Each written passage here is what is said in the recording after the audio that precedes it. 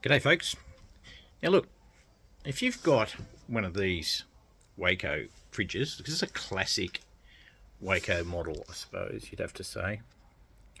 This is the Dometic CF range, which came in a couple of versions. There's this one here, the early version, which just had a row of LEDs that gave you an indication of what temperature it was. You'd have 2 or 3 LEDs lit up, and that'd be sort of around about the right temperature for a fridge, and then you could go right up to freezing if all the LEDs were on. But anyway, this was the first variant of this, and this is, as I say, the classic looking Waeco fridge. You had Waeco written on the side of it, so you know, very much the classic, well-known fridge. And there's a lot of these fridges around. So the later version came out with this type of display.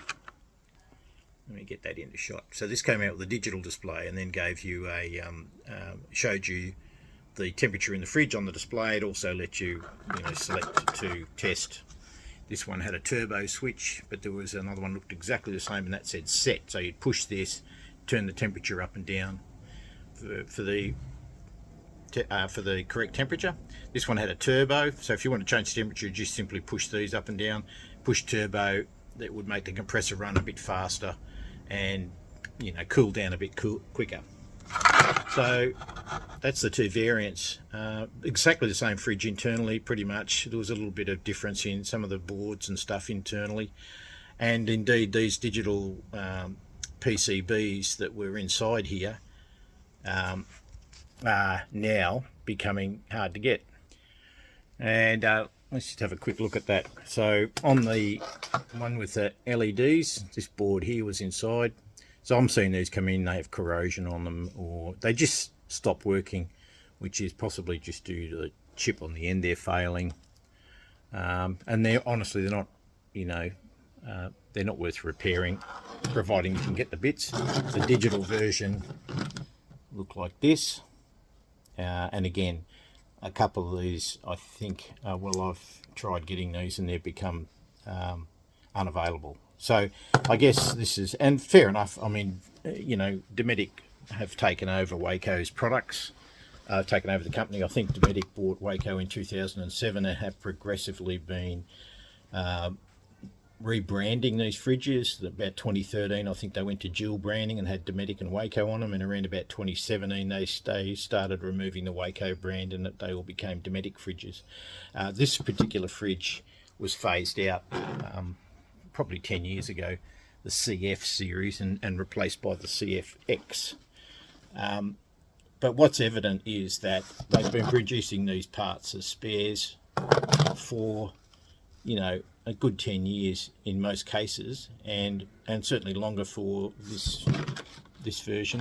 And I suspect also, just given the sheer volume of those number of fridges that are out, the volume of fridges that are out in the market, they've slowly been consuming these, and it would appear that they are no longer going to support this fridge due to its age, which is, from a manufacturer's perspective, fair enough. The fridge is, well past what's deemed to be economically viable to support, and typically that's about 7 years.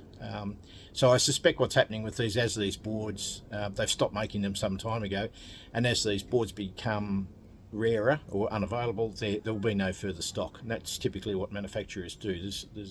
They've been quite generous in the support for these fridges. There's no question about that. Better than anyone else, probably.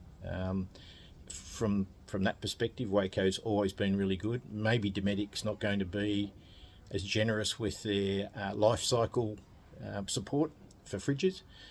So the question is, what do you do with this now? Well, there's nothing wrong with these fridges. These are rippers. They just don't leak. They go forever. They've got Danfoss compressor and controller in them. It's a good quality fridge, and as I say, one of the important things is they don't leak. They're, I believe, a better fridge than most of the new fridges. They pull down quickly. They're robust. They've got a narrow footprint, which is great in a four-wheel drive. You don't want a big wide fridge. They've got good height, so you can stand bottles up in them. But importantly, these fridges will go for 30 years. I don't think there's, I've seen old Waecos from late 70s, early 80s, and they're still chuffing along. And this the sort of faults they get will be, boards failing, and thermostats and stuff. But the fridge itself, they're just bulletproof. You just don't see, extremely rare to see a compressor failure in one of these CF series. I don't recall. I've never changed one. I've never seen one needing a repair. But that's true in most brands. The compressors are very reliable, even the Chinese ones.